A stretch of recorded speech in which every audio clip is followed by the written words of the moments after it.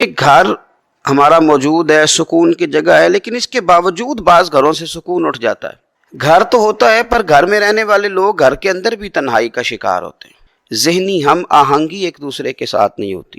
نسب کا رشتہ تو موجود ہوتا ہے لیکن دل کا رشتہ موجود نہیں ہوتا۔ اس لیے ہمارے دین نے ہمیں گھر بنانے کا طریقہ بھی ارشاد فرمایا۔ میاں بیوی کے رشتے کا قائم ہونا گھر میں سب سے پہلی ضرورت ہے۔ قرآن حکیم نے کہا ہن لباس لکم وانتم لباس لہن، مرد عورت کا لباس ہے، عورتیں مرد کا لباس ہے۔ لباس زینت بھی ہوتا ہے، لباس بندے کے عیب بھی چھپاتا ہے، لباس کی وجہ سے انسان گرمی اور سردی سے محفوظ بھی رہتا ہے، لیکن یہ یاد رکھیں کہ لباس کا پورا ہونا بھی ضروری ہے، اس کا وجود کے ساتھ فٹ ہونا بھی تو ضروری ہے۔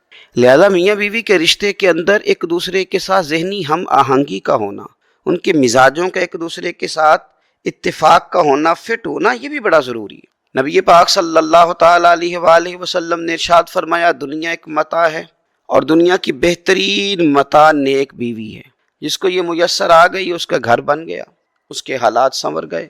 اور حضور صلی اللہ تعالی علیہ وسلم نے ہمیں گن کے بتایا تھا، گن کے فرمایا 4 چیزوں کی وجہ سے لوگ نکاح کرتے ہیں: مال دیکھ کر، حسب نسب دیکھ کر، حسن و جمال دیکھ کر، اور چوتھے نمبر پر دین دیکھ کر۔ فرمایا میرے غلاموں تم نے اس طرح کرنا ہے، جب کسی خاتون سے نکاح کرو یا تم اپنی بیٹی کا کسی لڑکے سے نکاح کرو، دین دیکھ کے کرنا، پرہیزگاری دیکھ کے کرنا۔ ایک حدیث میں نبی پاک صلی اللہ علیہ وسلم نے فرمایا حسن دیکھ کے تم نکاح کرو گے تو ہو سکتا ہے اس کا حسن اسے ہلاک کر دے، مال دیکھ کے نکاح کرو گے تو ہو سکتا ہے مال اسے متکبر بنا دے، تم دین دیکھ کے نکاح کرنا، رب تمہیں برکت عطا کر دے۔ تو سب سے پہلے تو رشتے کے انتخاب میں آپ بیٹی کے لیے رشتہ تلاش کریں تو پھر بھی دیندار کا، پرہیزگار کا، اللہ سے ڈرنے والے کا، اس لڑکے کا رشتہ تلاش کریں۔ اپنے بیٹے کے لیے رشتہ تلاش کریں تو اس خاتون کا جو اللہ سے ڈرنے والی ہو، جس کا دل نرم ہو، جو رشتوں کے تقدس سے آگاہ ہو۔ حسن، مال، دولت، یہ تو چیزیں آتی جاتی رہتی۔ تو گھر کے اندر اگر آپ آسودگی حاصل کرنا چاہتے ہیں تو اس کے لیے سب سے زیادہ ضروری یہ ہے کہ گھر کے اندر آپ کا ماحول کس طرح کا ہے۔ حضرت سعید رحمۃ اللہ علیہ تابعین میں سے تھے، نیک آدمی تھے، محدث تھے، عالم تھے، درویش تھے، صوفی تھے، اللہ کے بندے تھے۔ ان کی بیٹی بڑی پارسا تھی، بڑی نیک تھی۔ بادشاہ وقت نے اپنے شہزادے کے لیے رشتہ بھیجا۔ دیکھیں اب ایک سوچ یہ ہے کہ میری بیٹی شہزادی بن جائے گی، کل کو ملکہ بن جائے گی، لیکن وہ سمجھ گئے کہ وہ جو لڑکا ہے اس کی طبیعت میں تو عیاش پن ہے، وہ شہزادہ تو ہے لیکن اس کی خواہشات بہت بڑی ہیں۔ تو حضرت سعید رحمۃ اللہ تعالیٰ علیہ نے بادشاہ سے معذرت کر لی، فرمایا میں اپنی بیٹی کا نکاح تیرے ساتھ نہیں کر سکتا۔ وہ کہنے لگا میں تو جس پہ ہاتھ رکھوں وہ اپنی بیٹی دینے کو تیار۔ فرمایا میں نہیں اپنی بیٹی کا نکاح تیرے ساتھ کروں گا۔ وہاں معذرت کر لی، لیکن ایک شاگرد آپ کے پاس حدیث پاک پڑھا کرتا تھا، بڑا نیک تھا، پرہیزگار تھا، متقی تھا، اللہ کو یاد کرنے والا تھا۔ حضرت شیخ نے اگلی صبح اس سے فرمایا کہ تو نکاح کیوں نہیں کرتا؟ عرض کی حضور میں نہ دولت پاتا ہوں نہ مال و اسباب پاتا ہوں، کون مجھے رشتہ دے گا؟ تو فرمایا اگر میں اپنی بیٹی کا نکاح تیرے ساتھ کر دوں تو قبول کرتا ہے؟ اس نے کہا حضور یہ تو سعادت مندی اور فیروز بختی کی حد ہو گئی کہ اتنے بڑے شیخ کی صاحبزادی اور پھر اتنی نیک، پارسا اور اچھی اور اللہ سے ڈرنے والی خاتون۔ تو حضرت شیخ نے گھر جا کے اپنی بیٹی سے اجازت لی اور نکاح کر دیا، اور آخری جملہ اپنی بیٹی سے کہا، کہنے لگے پتر میں نے تیرے لیے دولت کا انتخاب نہیں کیا، میں نے تیرے لیے بہت اعلیٰ بنگلوں کا انتخاب نہیں کیا، لیکن اس شوہر کا انتخاب کیا ہے، اور تیرے شوہر کے لیے اس بیوی کا انتخاب کیا ہے جو انشاءاللہ مصلی پہ بیٹھا کریں گے، قرآن پاک پڑھا کریں گے، رزق کھائیں گے لیکن دیکھ کے کھائیں گے کہ حلال ہے کہ حرام۔ تو رشتوں کے انتخاب میں دیکھیں ایک ہے لباس جسم، اور میاں بیوی ایک دوسرے کے لیے لباس زندگی ہیں۔ ہن لباس لکم وانتم لباس لہن، زندگی بھر کا ساتھ بہترین احتیاط اس معاملے میں۔ دوسرا اگر ہم چاہتے ہیں کہ ہمارے گھر میں سکون آئے تو ہمارا رب کہتا ہے یا ایھا الذین آمنوا قوا انفسکم واہلیکم نارا، خود بھی دوزخ کی آگ سے بچو اے ایمان والو، اور اپنے اہل خانہ کو بھی بچاؤ۔ دوسرا کام یہ کریں کہ کبھی رزق حرام نہ آنے دیں، کبھی نہ آنے دیں گھر میں رزق حرام۔ میرے نبی پاک صلی اللہ تعالی علیہ وسلم نے فرمایا جو وجود حرام سے پلے گا وہ جنت میں نہیں جائے گا۔ کوئی شخص پسند کرتا ہے کہ اپنے بیٹے کو پالوں اور پھر اس کو آگ میں ڈال دوں، سجاؤں سنواروں اور پھر اسے زندہ جلا ڈالوں؟ اگر دنیا میں یہ پسند نہیں کرتا تو آخرت میں بھی اسے یہ پسند نہیں کرنا چاہیے۔ کرنے کا کام یہ ہے کہ یہ رزق حلال کی تلاش کرے تاکہ اس کا بچہ بڑا ہو تو حلال اور طیب رزق کے ساتھ اس کا خون، اس کا گوشت، اس کی ہڈیاں بنے، تاکہ اس حلال کی برکت سے پھر رب اسے دوزخ سے محفوظ کرے اور جنت عطا کرے۔ اور یہ جو گھروں میں لڑائیاں شروع ہو جاتی ہیں نا، فسادات شروع ہو جاتے ہیں، اس کی بھی ایک وجہ مال حرام ہوتا ہے، کیونکہ جس گھر میں کے اندر صرف مال مال مال اور مال کی دوڑ لگ جاتی ہے، وہاں رشتوں کا تقدس ختم ہو جاتا ہے۔ وہاں تو بیٹے اپنے ابا سے کہنے لگتے ہیں کہ آپ بھی کوئی ڈھب کا کام کر لیتے تو آج ہم مالدار نہ ہوتے، تو کچھ کیا ہی نہیں۔ والد اور والدہ کا وہ رشتہ جو خالص اللہ اور اس کے رسول کی رضا والا رشتہ ہے، وہاں بھی دولت آ جاتی، بھائیوں میں جنگیں شروع ہو جاتی۔ اس لیے جب مال آیا نا حضرت عمر کے زمانے میں، تو فاروق اعظم رویا کرتے تھے۔ لوگوں نے کہا حضور اللہ نے آسانی دے دی اور آپ روتے ہیں۔ فرمانے لگے تمہیں پتہ نہیں نا، جہاں مال آتا ہے وہاں بغض بھی آتا ہے، وہاں عداوتیں بھی آتی ہیں، ایک دوسرے کے خلاف جذبات بھی پیدا ہوتے ہیں۔ تیسری اور آخری بات آپ کی خدمت میں یہ عرض کرنی ہے کہ گھر کے اندر آداب کا خیال کریں۔ وہ گھر بڑا ہی خوبصورت ہوتا ہے جہاں بچے ماں باپ کا ادب کرتے ہیں، وہ گھر بڑا ہی حسین ہوتا ہے جہاں چھوٹا بھائی بڑے کا ادب کرے، بڑا چھوٹے پہ شفقت کرے، جہاں بہنوں کا تقدس قائم رکھا جائے، جہاں بیٹیوں کو کسی قسم کی زیادتی ان کے ساتھ مالی طور پر، اخلاقی طور پر ان کو چھوٹا نہ سمجھا جائے، بلکہ ان کو بیٹوں سے بڑھ کر پیار کیا جائے۔ تو گھر کے اندر اگر آداب کا خیال رکھا جائے، کتنا حسین گھر ہے جس میں ماں جو کہہ دے بیٹے قبول کریں، وہ کتنا شاندار گھر ہے جہاں باپ کے لفظوں کو بیٹے اپنے لیے حکم تصور کریں۔ ایک جملے میں میرے نبی پاک علیہ السلام نے ساری کائنات کی ساری تاریخ، سارا حسن، سارا وقار سمیٹ کے رکھ دیا۔ کریم رسول فرمانے لگے ہر باپ چاہتا ہے نا اپنے بیٹے کو تحفہ دے، اپنی اولاد کو اچھا سے اچھا تحفہ دے۔ حضور فرمانے لگے کسی باپ کے لیے اپنی اولاد کے حق میں سب سے بہترین تحفہ یہ ہے کہ اسے اچھا ادب سکھا دے، اسے اچھا ادب سکھا دے، اچھا ادب سکھا دے۔ تو اس کا مطلب یہ ہے کہ اس نے اپنی اولاد کو بڑا کچھ دے دیا ہے۔ اگر ہم آداب سکھانے میں کامیاب ہو جائیں، اگر ہم اپنی اولاد کی حسین اور خوبصورت تربیت کرنے میں کامیاب ہو جائیں، بہت سارا شعور ہونے کے باوجود بے سکون ہیں۔ جس چیز نے زمانے کو تکلیف میں مبتلا کر دیا ہے اور جو چیز ڈھونڈنے سے نہیں ملتی وہ اطمینان ہے، وہ قرار ہے۔ لوگ بھیک مانگتے ہیں، منت کرتے ہیں، دہائی دیتے ہیں کہ کہیں سے سکون کی دولت مل جائے، لیکن وہ میسر نہیں آ رہی۔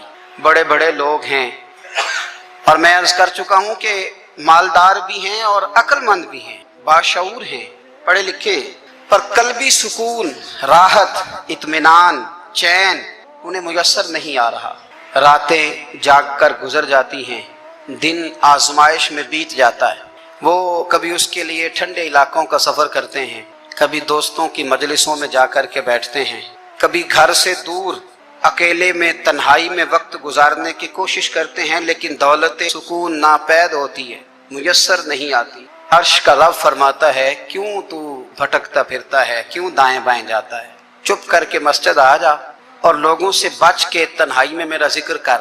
اللہ ملے گا کیا؟ فرمایا اعلیٰ بذکر اللہ تطمئن القلوب، میں تیرے بے چین دل کو چین عطا کر دوں، وہ تیرا تڑپتا اور پھڑکتا ہوا مزاج اسے میں سکون کی دولت دوں گا۔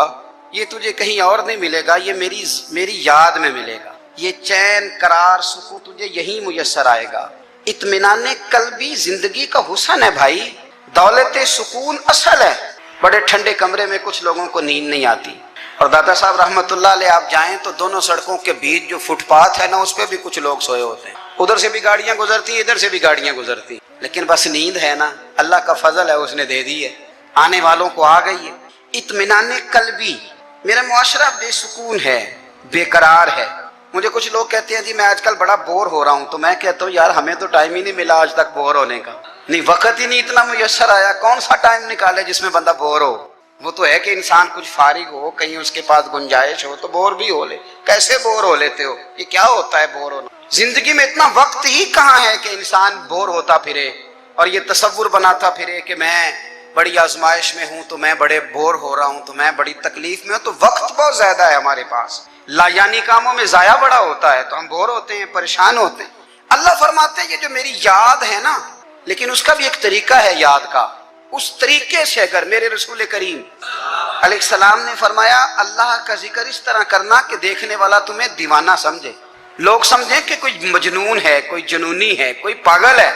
یہاں اللہ تعالیٰ معاف کرے، آپ ذکر کی مجلس چھیڑیں آپ ناز شریف کی مجلس چھیڑیں تو بہت سارے لوگ پروفیسر بن جاتے ہیں، وہ ساری نہیں ہلاتے، ان کی زبان ہی حرکت میں نہیں آتی۔ حالانکہ رب کریم کا ذکر اس طرح کرو کہ دیکھنے والا تمہیں دیوانہ سمجھے، کہیں اور کھونے کی ضرورت ہی نہیں۔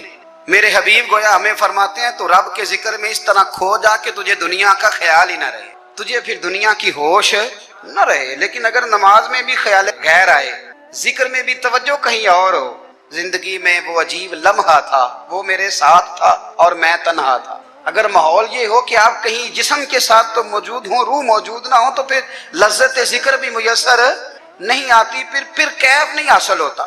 یاد رکھیں کہ اس طرح کھو کے رب کی یاد کہاں سے کیف آئے گا؟ الجھ ہی بڑا گئے ہیں۔ وہ مستی، وہ سرور، وہ کیف جو اللہ کے ذکر میں ہوتا تھا، جو کبھی مرشد کامل کے سامنے بیٹھ کر لوگ اللہ اللہ کرتے تھے تو لگتا یہ تھا کہ یہ یہاں ہے ہی نہیں، یہ تو کہیں اور چلے گئے ہیں، یہاں موجود ہی نہیں۔ لیکن اب وہ موج نہیں، وہ شوق نہیں، وہ درد نہیں، وہ ذیل نہیں۔ اقبال تڑپ کے کہا کرتے تھے خیرت کی گتھیاں سلجھا چکا ہوں، یا رب مجھے صاحب جنوں کر دے، اللہ مہربانی فرما، وہ کیفیت دے، وہ سرور دے۔ زندگی میں اگر اطمینان چاہتے ہو تو کبھی کبھی سب کچھ بھول کے نا تو مست ہو جایا کرو رب کی یاد میں۔ کبھی کبھی چھوڑ دیں دنیا، چھوڑیں یار موبائل، کسی وقت کرے اس کو بند، چھوڑے اس بات کا خیال کہ فلانے نے سلوٹ کیا ہے کہ نہیں کی، چھوڑے۔ حضرت باجزید بستامی رحمت اللہ تعالیٰ علیہ فرماتے ہیں میں نے اعتکاف کبھی اپنی مسجد میں نہیں کیا، یہ کہ سارے ہی ہاتھ چومنے والے، سارے ہی پیار کرنے والے۔ فرماتے میں جب اعتکاف کرتا تھا تو میں بستام سے دور نکل جاتا تھا جہاں کوئی مجھے جاننے والا نہ ہو۔ اٹھ بلیا چلو تھے وسیے جتھے وس دینی سارے یننے، نہ کوئی ساڈی ذات پچھانے تے نہ کوئی سانو مننے، چل ادھر چلے۔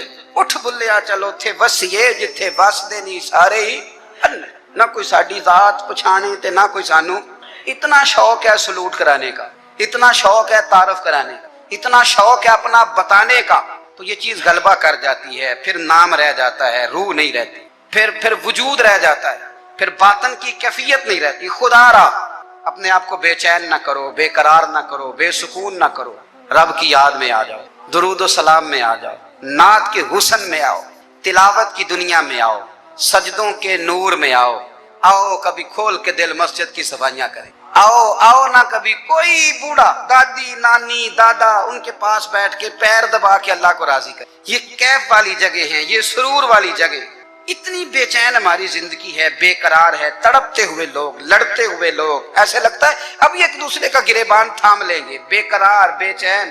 کسی کو انتظار کا کہا جائے نا کہ 10-20 منٹ کسی کا انتظار کرو تو بعض لوگ مجھے ایسے لگتا ہے جیسے یہ ان کا کلیجہ پھٹ جائے گا، ڈاکٹر کے انتظار میں بیٹھے ہیں تو بڑے پریشان ہیں، کسی کو ملنے گئے ہیں کو آدھا گھنٹہ بیٹھنا پڑ گیا تو بڑی دقت میں ہیں۔ اپنے آپ کو سکون دیں۔ آپ یقین کریں بڑا مزہ آتا ہے، کبھی کسی کا انتظار کرنا پڑے تو 2-4 تسبیح درود شریف پڑھی جاتی ہے، یعنی ذوق بن جاتا ہے کہ چلو اللہ نے موقع دیا ہے، کوئی سرکار کو یاد کر لیں، تنہائی مل گئی۔ ہمارا مزاج جس سختی کا شکار ہے وہ سختی آہستہ آہستہ ہمیں زیادہ آزمائش میں ڈال رہے۔ تو میرے بھائی زندگی میں اطمینان حسن ہے، اور وہ سب سے زیادہ اللہ کی یاد میں مل، وہ سب سے زیادہ رب کریم کے ذکر میں، سب سے زیادہ جو چاہتا ہے نا دل ٹھنڈا رہے، زبان میٹھی رہے، وہ مدینے والے محبوب پہ درود و سلام پڑھا کرے، وہ حضور پہ درود و سلام پڑھا کرے، زبان میٹھی رہے گی۔ میرا ذاتی تجربہ ہے کہ جو آدمی اپنے اخلاق سنوارنا چاہے وہ حضور پہ درود شریف پڑھے، جو اپنے اخلاق سنوارنا چاہے، طبیعت کو ٹھنڈا رکھنا چاہے، وہ درود شریف پڑھے، اس کا دل سکون میں آئے گا۔ کچھ کام اور ہیں زندگی میں اطمینان کے لیے، ان کا ہونا بھی بڑا ضروری ہے۔ سب سے پہلے اگر آپ چاہتے ہیں نا زندگی میں سکون ہو تو حقیقتوں کا سامنا کرنا سیکھیں، آپ جو ہیں وہ رہنا سیکھیں، جو آپ نہیں ہیں وہ بننے کی کوشش نہ کریں۔ حقیقت کا سامنا کرو گے تو زندگی اطمینان میں آ جائے۔ ہم نے نا بہانے بنا لیے ہیں، ہیلے بنا لیے ہیں، جھوٹ کے سہارے اپنے آپ کو اونچا کر لیا۔ ایک آدمی سے کہا جاتا ہے تو رشوت نہ لے، تو کہتا ہے میں غریبوں سے نہیں لیتا۔ تو میرا سوال یہ ہے کہ امیروں کا حساب لینے کی اللہ نے تیری ڈیوٹی لگائی ہے، تیرے ذمہ لگایا ہے کہ تو امیروں کا حساب کر، تمہیں کیا ضرورت پڑی؟ ہم نا بہانہ کرتے ہیں، رشوت لینے والے کا الگ بہانہ ہے اور سفارش والے کا الگ بہانہ ہے۔ حقیقت کا سامنا کریں، حقیقت کا، جو میرے ذمہ داریاں ہیں وہ میں نے پوری کرنی، جو آپ کی ذمہ داریاں ہیں وہ آپ جان نہ چھڑائیں، حقیقت پسند بنے۔ میرے رسول کریم، پھر پڑھیے درود شریف صلی اللہ تعالی علیہ وسلم۔ حضور صلی اللہ علیہ وسلم نے فرمایا کہ میری بیٹی سیدہ فاطمہ الزہرا رضی اللہ تعالی عنہا صرف جنتی نہیں، جنتی عورتوں کی سردار ہے۔ لیکن حضور نے یہ بھی فرمایا کہ فاطمہ یہ خیال رکھنا اگر اللہ نے حساب پوچھا تو حساب تم نے خود دینا ہے، حقیقت کی طرف توجہ کرائی حضور. وہ صرف جنتی نہیں، جنتی عورتوں کی سردار ہیں، پر حقیقت کی جانب توجہ. میں حقیقت یہ ہے کہ اگر مالک نے حساب پوچھا تو اس کی تیاری بھی کرنی ہے. دیکھیں نا، ہمیں کچھ یقین نہیں، اللہ معاف کرے کہ ہمارا حساب کیسا ہوگا، لیکن کتنے آزاد ہیں. یعنی بڑی دلیری سے بندے کہتے ہیں فجر نہیں پڑھتا جی، 3 پڑھتا ہوں جی، عشاء رہ جاتی ہے جی، کپڑے صاحب، بڑی دلیری سے. اور سیدہ فاطمہ الزہرا نے ساری رات مصلی باز رکھا ہے، حالانکہ انہیں یقین تھا کہ رب مجھے بغیر حساب کتاب جنت دے. حقیقت کا سامنا کریں، جو حقوق آپ کے ہیں وہ آپ نے ادا کرنے، جو ذمہ داریاں ہیں وہ ذمہ داریاں ہیں. دیکھیں نا، حضرت موسیٰ کلیم اللہ علیہ السلام کے پاس اسرائیل روح نکالنے آئے تو حضرت موسیٰ نے تھپڑ مارا، آنکھ نکال دی، واپس گئے. اللہ انہوں نے تو جلال فرمایا ہے، کہا موسیٰ علیہ السلام سے کہیے بیل کی پشت پر ہاتھ رکھیں، جتنے بال ان کے دستے مبارک کے نیچے آئیں گے اتنے 1000 سال ان کی عمر بڑھا دی جائے. یعنی میرے کان میں کوئی بتا دے کہ جناب 60 سال بڑھ گئی، یا آپ کے کان میں کوئی کہہ دے تو خوشی ہوتی ہے کہ نہیں؟ لیکن یہ حقیقت پسندی نہیں، اس لیے کہ 60 بھی گزر جائیں گے، 70 بھی، یہ حقیقت نہیں. حضرت موسیٰ کلیم، چلے میں مثال دیتا ہوں، سمجھ لے 10 بال، حالانکہ بہت زیادہ آتے ہوں گے، 10 بال اگر حضرت موسیٰ کے ہاتھ کے نیچے آئے تو 10,000 سال تو عمر بڑھ گئی نا. 10 یعنی 10 سال نہیں، 10 100 نہیں، 10 بہت زیادہ تھی نا. تو حضرت موسیٰ کلیم اللہ علیہ السلام سے آ کے عرض کیا گیا حضور بیل کی پشت پر ہاتھ رکھیں، جتنے آپ کے ہاتھ کے نیچے بال آئیں گے اتنے 1000 سال عمر بڑھ جائے گی. تو حضرت موسیٰ نے حقیقت پسندی والی بات کی، فرمایا پھر کیا ہوگا؟ 10,000 سال کے بعد پھر کیا ہوگا؟ کہا حضور جانا تو پھر بھی ہے. فرمایا پھر ابھی چلتے ہیں. اگر جانا ہے نا، جانا ہے تو پھر، اگر جانا ہے تو پھر ابھی. اور سجنوں، اگر نماز پڑھنی ہے تو ابھی کیوں نہیں؟ اگر داڑھی رکھنی ہے تو پھر رمضان کا انتظار کیوں کریں؟ ابھی کیوں نہیں؟ اگر سچ بولنا ہے تو پھر، اگر رزق حلال کھانا ہے تو پھر انتظار کاہے کا؟ حقیقت ہوتی ہے، بہانہ ہوتا ہے. حقیقت چھپ نہیں سکتی بناوٹ کے اصولوں سے، کیونکہ خوشبو آ نہیں سکتی کبھی کاغذ کے پھولوں سے. یہ بات یاد رکھیں. اگر جانا ہے تو حضرت کلیم فرمانے لگے پھر 10,000 سال کے بعد بھی جانا ہے. تو آج بھی ہمیں بے قراری زندگی میں اس لیے کہ ہم حقیقت پسند نہیں، ہم بہانوں میں، ہم ہواؤں میں جیتے ہیں، ہواؤں میں، خیالات میں زندگی گزارتے ہیں. بڑا ٹائم پڑا ہے. مثلاً کتنا میرے رسول کریم صلی اللہ تعالیٰ علیہ وآلہ وسلم نے ایک دن صحابہ سے فرمایا تمہیں حیا نہیں آتی؟ حضور کیا ہوا؟ فرمایا وہ والے مکان بناتے ہو جن میں تم رہ نہیں سکتے، وہ والا مال جمع کرتے ہو جو کھا نہیں سکتے، حیا نہیں آتی؟ عرض کی حضور حکم کریں. تو محبوب فرمانے لگے جوتے کا ایک تسمہ بند کرتا ہوں تو سوچتا ہوں دوسرا بند کرنے سے پہلے موت آ جائے گی. ایک سانس اندر جاتی ہے تو دوسرا آنے سے پہلے میں یاد کرتا ہوں کہ مجھے دنیا سے جانا ہے. تمہیں حیا نہیں آتی؟ وہ مکان بناتے ہو جن میں رہ ہی نہیں سکتے، وہ مال جمع کرتے ہو جو کھا. حقیقت پسند نہیں بھائی. ہم بہت سارے لوگ ہیں بڑی باتیں سناتے ہیں، بڑی، میں کہتا ہوں اصل میں نا زیادہ باتیں سنا کے نا بیچارہ اپنے آپ کو مطمئن کرنا چاہتا ہے. اصل بات یہ ہے کہ اندر سے نا ہلا ہوا ہے، کچھ بھی نہیں، بڑا زیادہ ہنستا ہے اور مجھے لگتا ہے کہ کوئی گہرا زخم چھپا رہا. اس لیے ملمہ سازی. حقیقت پسند بنو، حقیقت پسند. یاد رکھنا من ترک صلاۃ متعمدا فقد کفر.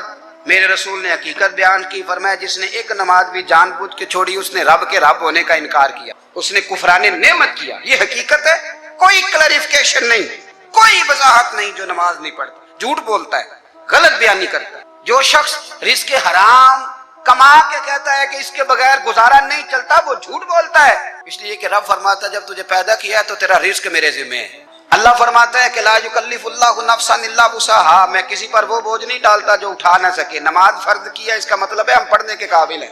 اس نے ہمارے ذمہ داریاں لگائی ہیں تو مطلب یہ ہے کہ ہم ذمہ داریاں ادا کرنے کے قابل ہیں، ورنہ وہ کہتا ہے میں وہ بوجھ ڈالتا ہی نہیں جو تجھ سے اٹھایا نہ جائے. اگر چاہتے ہو کہ زندگی میں اطمینان ملے تو خدا را حقیقت پسندوں والی زندگی گزارو. یہ فضاؤں میں زندہ رہنا، ہواؤں میں، اللہ بڑا معاف کرنے والا ہے، اللہ بڑا کریم ہے، معاف کر دے گا. تو بھئی یہ بات صحابہ کو بھی پتا تھی، یہ اہل بیت کو بھی خبر تھی، تو وہ تو ایک ایک بات کا لحاظ کرتے تھے. یہ غوث اعظم کو بھی پتا تھی، یہ ان کے والد کو بھی پتا تھی جنہوں نے کسی کا ایک سیب کھا لیا تھا تو 12 سال اس کے گھر میں نوکری کرتے رہے. انہیں نہیں پتا تھا اللہ بڑا کریم ہے، معاف کر دے گا، ایک سیب ہی ہے نا. تو حقیقت پسندی آپ کو سکون دے گی. اور اگر آپ نے اپنے آپ کو غیر مطمئن کیا ہوا ہے، بات کچھ اور ہے، اور آپ نے اپنے آپ کو ڈال کسی اور طرف لیا ہے، تو پھر آپ کو سکون مل سکتا. سکون حقیقت پسندی میں، اصل میں سکون ہوتا ہے، اداکاری میں سکون نہیں ہوتا. تیسری بات سنیں، اگر آپ چاہتے ہیں زندگی میں مطمئن رہیں تو دنیا داروں سے امیدیں توڑ دے، اللہ اور اس کے رسول سے امید وابستہ کریں، اولیاء اللہ سے امیدیں وابستہ کریں، صحابہ اور اہل بیت سے امیدیں، اللہ اور اللہ والوں سے امیدیں، دنیا داروں سے امیدیں۔ آپ کو پتہ ہے دنیا دار کی تباہی کب ہوتی ہے؟ جب انہیں خوش آمدی مل جاتا ہے۔ چودھری کا بیڑا اس وقت غرق ہوتا ہے جب اسے چودھری کہنے والے زیادہ ہو جاتے ہیں۔ سیٹھ صاحب اور نواب صاحب بیچارے تباہ تب ہوتے ہیں بھولے پن میں، جب ان کے دائیں بائیں ریلا ہوتا ہے سیٹھ صاحب کہنے کا، لوگ انہیں کھانا چاہتے ہیں، پیار ان کا نہیں ہوتا، ان کی جیب کا ہوتا ہے، محبت ان سے نہیں ہوتی، ان کی کرسی سے ہوتی ہے، ضروریات کا پیار ہوتا ہے، تباہ کر دیا جاتا ہے۔ ہماری ساری توقعات دنیا داروں سے وابستہ ہو گئی ہیں، ناراض نہ ہونا۔ پیروں نے، مولویوں نے، درویشوں نے، انہوں نے بھی سیٹ رکھے ہوئے جلسوں کی صدارت کرانے کے لیے، یعنی مذہبی جلسہ ہے، اس میں بہت زبردست پڑھے لکھے صاحب تقوی عالم کا خطاب ہے، اور کی صدارت وہ بندہ کر رہا ہے جس نے عشاء کی نماز بھی نہیں پڑھی، وہ بندہ صدارت کر رہا ہے۔ کیوں؟ اس لیے کہ اس نے لاکھ روپیہ دیا ہے محفل